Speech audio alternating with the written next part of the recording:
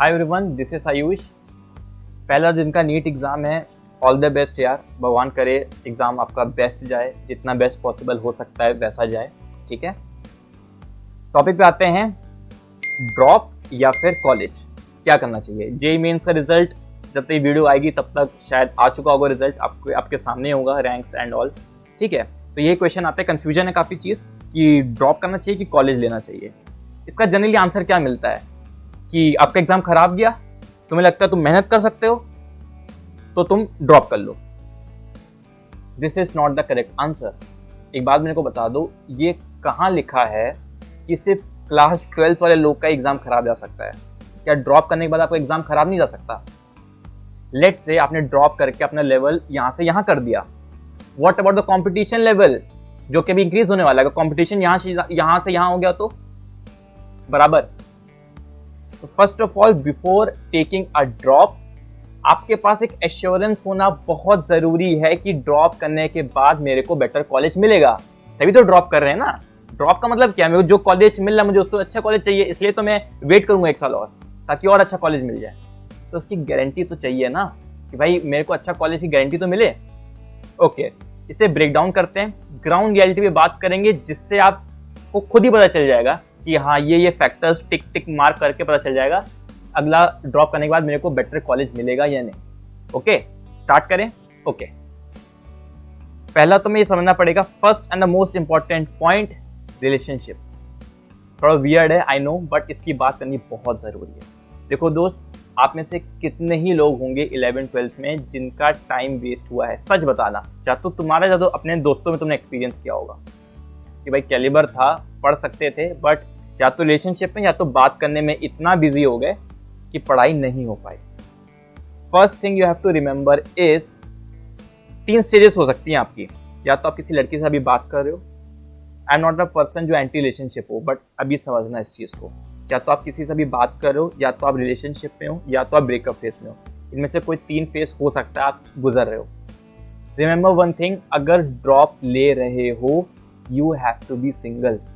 Absolute, तुम किसी को टाइम नहीं दे सकते। ड्रॉप करना मतलब बहुत सीरियस चीज है। तुम अपनी लाइफ में, ड्रॉप का मतलब है 100% इन्वेस्टमेंट टुवर्ड्स योर लाइफ। ये है ड्रॉप का मतलब आपका। बहुत फेमस लाइन है, if you have to go fast you have to go alone, if you have to go far you have to go together.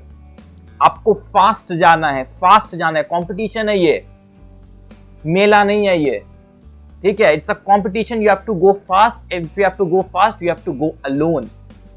कितने, बहुत ज्यादा लंबी चीज थोड़ी है यार, कितने 5-6 महीने भी नहीं बचे, 4 महीने टू बी वेरी एग्जैक्ट, पहले जेईई मेंस के लिए। ठीक है, पहली चीज ये समझना है, हमें एब्सोल्यूट सिंगल रहना पड़ेगा अगर हम ड्रॉप कर रहे हैं तो। अगर नहीं कर सकते तो दोस्त फिर मत करो, फिर लग जाएंगे आपके एग्जाम के, फिर से लग जाएंगे। समझे बात को? पॉइंट क्लियर है? No relationships at present drop के time. Second point, understanding the improvement potential. What is, इसका मतलब क्या? इम्प्रूवमेंट पोटेंशियल का मतलब क्या है? लाइव एग्जांपल देता हूँ। मेरे आए थे, जो मेरे पुराने सब्सक्राइबर्स हैं उनको पता ही है, 133 मार्क्स आए थे मेरे, 133 मार्क्स मेरे जेईई मेंस में आए थे। तो ड्रॉप क्या था, मेरे आए थे करीब 180 से 190 के आसपास आए थे मार्क्स। ओके, एक मेरा फ्रेंड था जिसके मार्क्स आए थे 97, ड्रॉप करने के बाद आए 241 मार्क्स।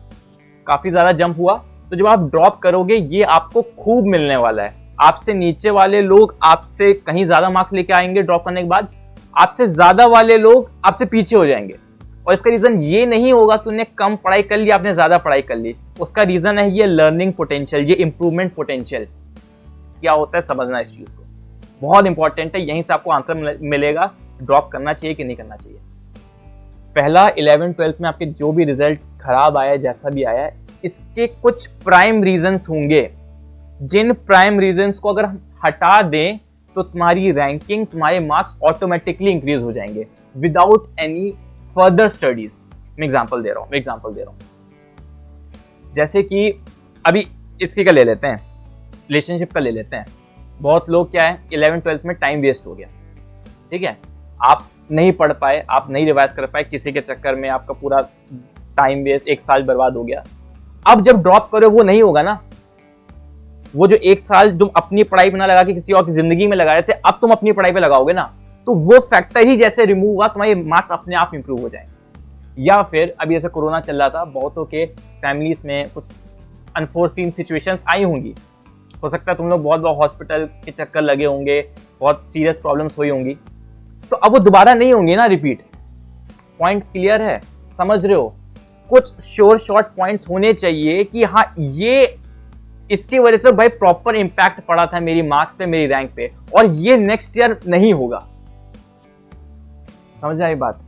जैसे ये एक्सीडेंट हो गया, कोई भी अपना पर्सनल रीजन हो सकता है, कोई भी, कि जैसे मेरा एक था रीजन, जो पुराने सब्सक्राइबर्स उनको पता है, मैं सोया नहीं था, मैं रात भर बिल्कुल सोया नहीं, इसे 2 घंटे नींद लेके आया और पता चला कि जे एडवांस क्लियर हो गया, तो अब मैं बस सो जाता तो मेरा हो जाता।